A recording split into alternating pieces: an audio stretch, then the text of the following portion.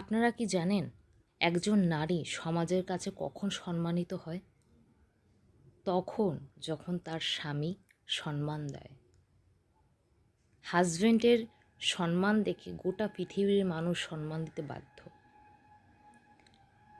একজন হাজব্যান্ড যখন তার স্ত্রীকে সম্মান দেয় তা দেখে তার পরিবারের মানুষ তাকে সম্মান করে।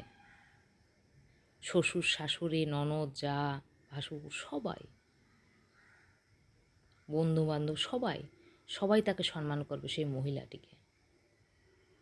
কিন্তু হাজব্যান্ড যদি সম্মান না দেয়, হাজব্যান্ড যদি ওয়াইফের সাথে খারাপ ব্যবহার করে, হাজব্যান্ড যদি প্রোটেক্ট না করে ওয়াইফকে, ছোট ছোট ভুলও যখন বড় করে লোকের সামনে দেখায়, তখন কি বলুন তো, সেই মহিলাটার কাছে মৃত্যুর সমান হয়ে যায়, জীবন দুর্বিষয় হয়ে যায়। এমনি তো কথায় আছে, নারীর পায়ে পায়ে দোষ। ভুল না করলেও মেয়েদেরই দোষী মানা হয় সব জায়গায়, ভুল না থাকলেও মেয়েরাই অপরাধী। কিন্তু আমার একটা প্রশ্ন পুরুষ সমাজের কাছে, একটা মেয়ে কখনো তার স্বামীকে নিয়ে আসে না বাড়িতে, একটা মেয়েকে তার হাজব্যান্ড নিয়ে আসে বাড়িতে। তাহলে তুমি যখন দায়িত্ব নিয়ে তাকে তোমার ঘরে নিয়ে এসো, তোমাকে সম্মান দেওয়ার দায়িত্ব তার। যখন দায়িত্ব নিয়েছো সেই দায়িত্বটা পূরণ করো, তাকে সম্মান দাও সমাজের কাছে, পরিবারের কাছে, সবার কাছে। যখন দায়িত্বই না নিতে পারবে, তাহলে কেন একটি মেয়েকে প্রতিশ্রুতি দিয়ে নিয়ে আসো? 7 পাকে ঘোরার কোনো দরকার নেই। সিঁদুর দান করা, মঙ্গলসূত্র পরানো, ঝাঁকজমক করে দেখানো কি দরকার? শুধু যদি বাড়িতে একটা কাজের লোকই দরকার হয়, বা নিকৃষ্ট ভাষায় যদি বা নিকৃষ্ট নজরে যদি তাকে দেখা হয়, তাহলে কি দরকার? গোটা সমাজই আমার এটা প্রশ্ন, কেন? হ্যাঁ, আমরা এখনও বলি নারী অনেক এগিয়ে গেছে, নারী চাইলে অনেক কিছু করতে পারে। নারী ধ্বংসের কারণ। নারী যেমন সংসারকে রক্ষা করে, তেমনি আবার ধ্বংসও করতে পারে। চাইলে সে অনেক কিছু করতে পারে। নারীকে সম্মান দাও, ভালোবাসো, দেখবে তোমার সংসারকে স্বর্গ করে তুলবে। বা তাকে যদি তুমি অসম্মান করো, তাকে যদি তুচ্ছ-তাচ্ছিল্য করো, তার কিছুই করতে হবে না। ভগবানই তোমার সব কিছু কি বলতো কেড়ে নেবে।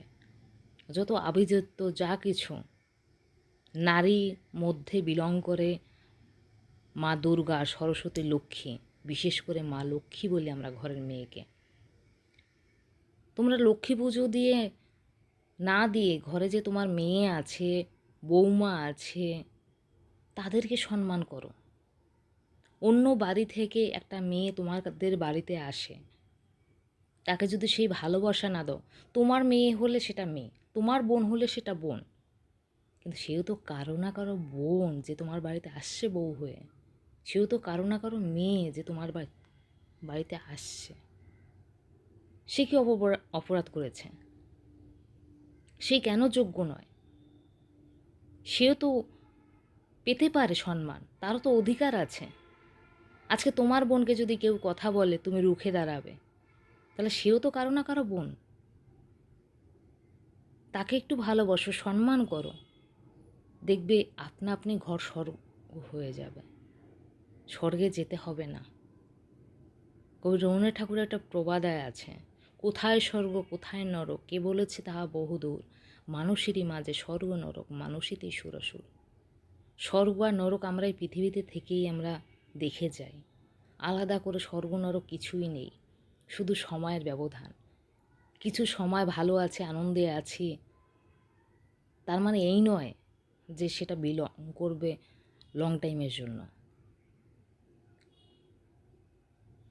ভগবান যেমন দিতেও জানে, তেমনি কেড়েও নিতে জানে। সবটাই ভগবানের হাতে। ভগবানের উপরে পৃথিবীতে কেউ নেই, কিছু নেই। তাই আমি একটা কথাই বলবো, প্রত্যেকের সম্মান আছে।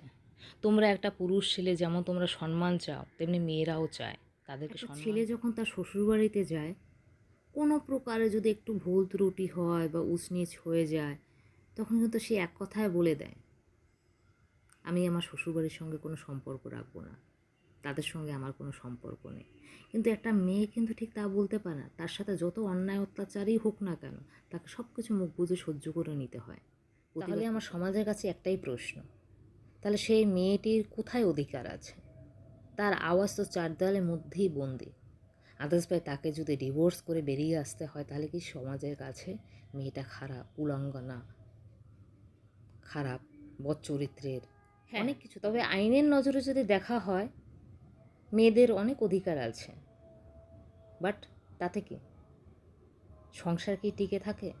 ঘর কি রক্ষা হয়? একটা মেয়ের ভবিষ্যৎ বা একটা মেয়ের কলঙ্কের হাত থেকে কি রক্ষা পায়? তার জীবন কোথায় গিয়ে দাঁড়ায়? নরকের মুখে।